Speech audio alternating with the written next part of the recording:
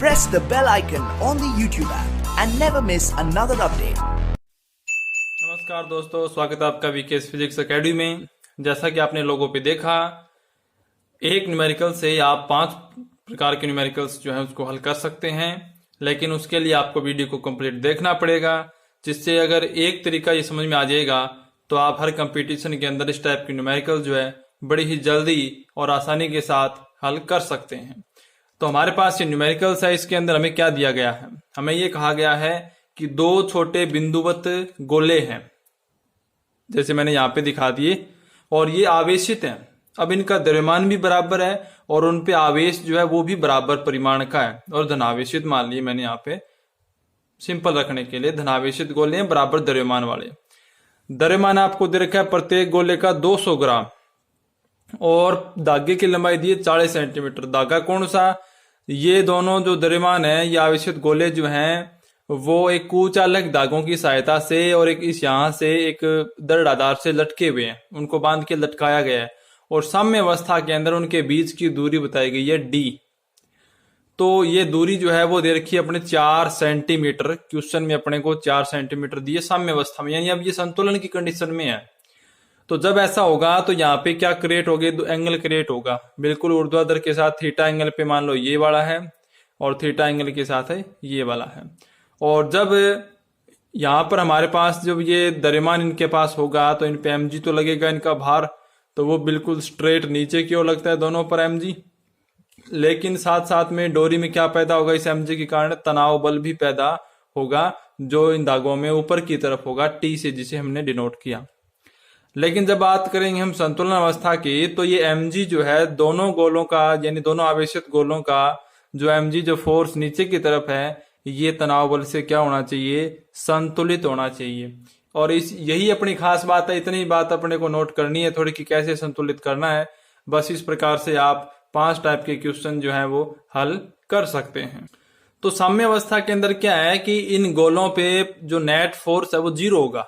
0 कैसे होगा कि हमें mg को संतुलित करने के लिए क्या करना पड़ेगा? इसके ऊर्ध्वाधर बिल्कुल एक फोर्स होना चाहिए जो mg को क्या करे?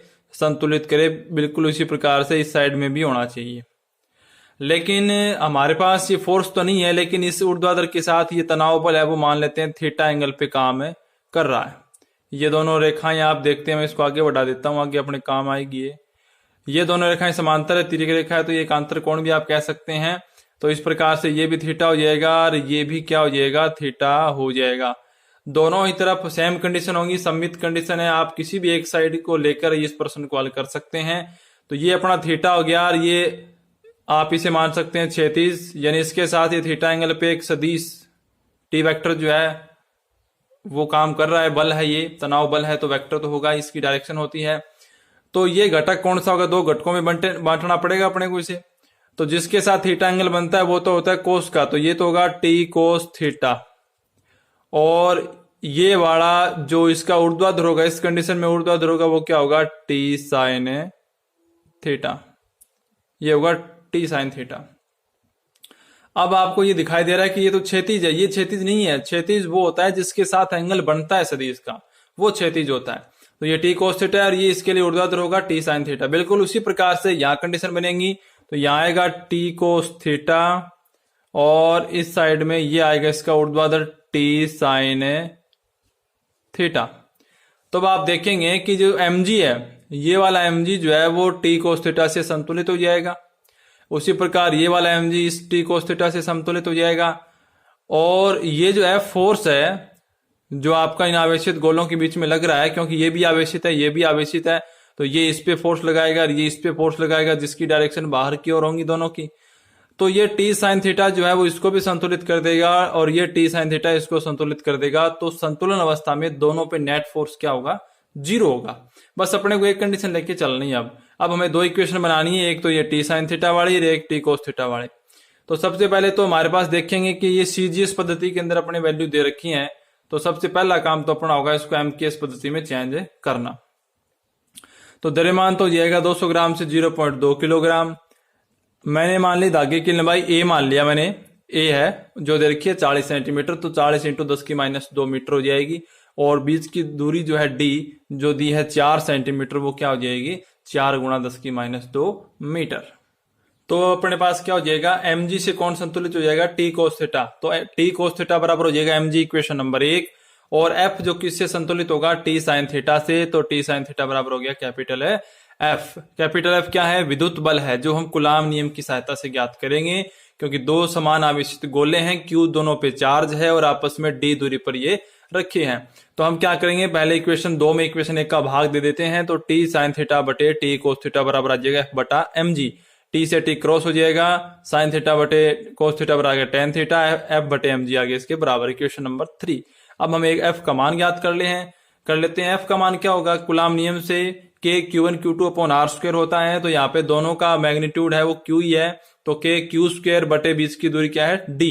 तो D की स्क्वायर हो जाएगी, ये यहाँ पे वैल्यू हम पुट कर देंगे, tan थीटा बराबर K Q square upon mg D square, equation number 4। अब वैसे तो यहाँ तक ये व्यापक रूप आ गया, हम इसको चेंज करेंगे। हमें आवेशित हमें क्या मान ज्ञात करना है, हमें ज्ञात करना है इन आवेशित गोलों पे प्रत्येक पे आवेश का मान कितना है, Q का मान हमें ज्ञात करना है कि Q का कितने गुलाम होगा, प्रत्येक गोले पे कितने गुलाम का चार्ज होगा इस कंडीशन में। तो मैं यहाँ पे tan थीटा की वैल्यू ज्ञात नहीं कर सकता, क्योंकि अब अगर आप देख रहे हैं कि यहाँ से पक्षांतन करें, Q को अलग कर दें और tan थीटा यहाँ से निकाल दें, क्योंकि ये बिल्कुल स्ट्रेट लाइन मैंने यहाँ पे डाल दी। तो कोई सा भी त्रिभुज आप ले सकते हैं, इधर वाला त्रिभुज ले सकते हैं या इधर वाला, दोनों में बराबर ही वैल्यूज आपको मिलती हैं, सम्मित है ये। लेकिन tan थीटा की वैल्यू हम यहाँ पे ज्ञात नहीं कर सकते, क्योंकि क्वेश्चन में हमें दिया गया है 40 सेंटीमीटर लंबाई तो है इस डोरी की, और उनके बीच की जो दूरी है वो सिर्फ 4 ही सेंटीमीटर है। तो 40 की तुलना में 4 सेंटीमीटर काफी कम है। और जब ऐसा होगा तो इस लंबाई की तुलना में गोले काफी नजदीक होंगे रियलिटी में, तो ये जो एंगल है इनके बीच का काफी कम होगा। भाई ये जो टोटल आपको दिखाया 2 थीटा, ये तो कम होगा ही होगा, इसके साथ सिर्फ एक एंगल की बात करूं तो वो भी बहुत कम होगा। और जब ऐसा अपने पास कंडीशन होती है कि जब थीटा अति अल्प होता है तो साइन थीटा को हम tan थीटा के बराबर लेकर चलते हैं। अब थीटा अति अल्प है, थीटा बहुत कम है, तो जब ऐसी कंडीशन होती है तो हम साइन थीटा को tan थीटा के बराबर लेते हैं। क्योंकि जैसे आप मान लें कि थीटा अगर 0 है, भाई 0 तो नहीं हो सकता, फिर भी मान लें समझने के लिए कि थीटा 0 है, और थीटा 0 अगर होता है तो साइन 0 और tan 0 की वैल्यू तो 0 ही होती है। तो इस कंडीशन में ये मान लिया जाता है कि tan थीटा जो है साइन थीटा के बराबर होता है। जब कभी भी ऐसा होगा थीटा अति अल्प, तो हमेशा यही माना जाएगा। और आपने 10th कक्षा के अंदर भी, जहां पे आपने पोटेंशियल एनर्जी स्प्रिंग के कारण या सिंपल पेंडुलम के कारण ज्ञात की थी, तब भी आपने यही कंडीशन मानी थी, अगर आपको याद हो तो यहाँ पे हम क्या करते हैं, tan थीटा की जगह साइन थीटा आ जाएगा, और ये बाकी फॉर्मूला जो है राइट साइड बराबर आ जाएगी K Q square upon mg D square. तो यहां से आप देखें कि हमें साइन थीटा की वैल्यू तो पुट करनी होगी, क्योंकि हमें Q स्क्वायर की वैल्यू ज्ञात करनी है, यानी आवेश का मान ज्ञात करना है, Q स्क्वायर को अलग करना होगा, तो हमें साइन थीटा की वैल्यू पुट करनी होगी। साइन थीटा आप देख सकते हैं कि ये जो त्रिभुज आपको दिखाई दे रहा है, चाहे लेफ्ट वाला लें चाहे राइट वाला, वैल्यू दोनों में बराबर ही मिलेगी आपको।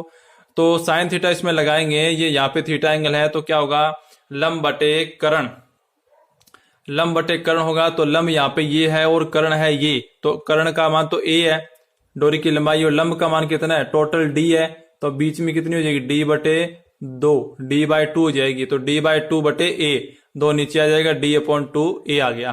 तो साइन थीटा बराबर क्या है, d का मान कितना था, 4 सेंटीमीटर, तो मीटर में कितना हुआ, 4 गुणा 10⁻² बटे 2 इंटू a का मान कितना था, 40 सेंटीमीटर, और मीटर में चेंज किया तो 40 इंटू 10⁻²। तो यहाँ से 10⁻² से 10⁻², ये तो क्रॉस हो गए, और यहाँ से कितने हो गए, ये हो गए 10, और 1/20 आ गई वैल्यू साइन थीटा की। अब आप इस समीकरण से Q स्क्वायर को अलग कर लीजिए। पक्षांतन कर दिया मैंने Q स्क्वायर का, और mg D square sine theta इधर आ गया, बटे में आ गया K कूलाम कांस्टेंट है, क्योंकि कूलाम जो हमने बल निकाला था उसके अंदर ही आया था।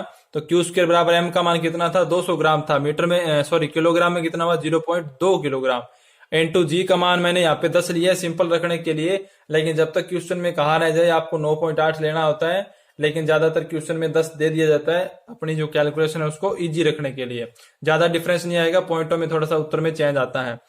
इंटू में डी स्क्वायर, डी का मान कितना था, 4 गुणा 10⁻², तो 4 चौके 16 इंटू 10⁻² का स्क्वायर यहाँ पे है, तो यहाँ पे 10⁻4 हो गया, बटे के का मान है 9 गुणा 10⁻9, और इंटू में साइन थीटा की वैल्यू है तो 1/20। तो यहाँ से आप देखेंगे कि 10 को मैं 2 से गुणा कर दूं तो ये टोटल कितना हो गया, 2 ही हो गया, क्योंकि पॉइंट तो खत्म हो जाएगा। और यहाँ पे 2 इंटू 16/9 और यहाँ से 2 इधर मल्टीप्लाई में लिख दिया। यहाँ पे रह गया 10 रह गया, यानी 10 की घात 1 और 10 की घात 9, 10 की घात हो गई 10 और ऊपर चला गया तो ऊपर माइनस की 4 पहले से होगी 10 की -14। यहाँ से 2 से 2 क्रॉस करोगे और क्यू स्क्वायर है तो इधर ले आओगे वर्गमूल, तो अंडर रूट में आ जाएगा 16/9 इंटू 10 की -14 और वर्गमूल से हट जाएंगे तो यहाँ आ जाएगा 4/3 इंटू 10 की -7 कूलाम।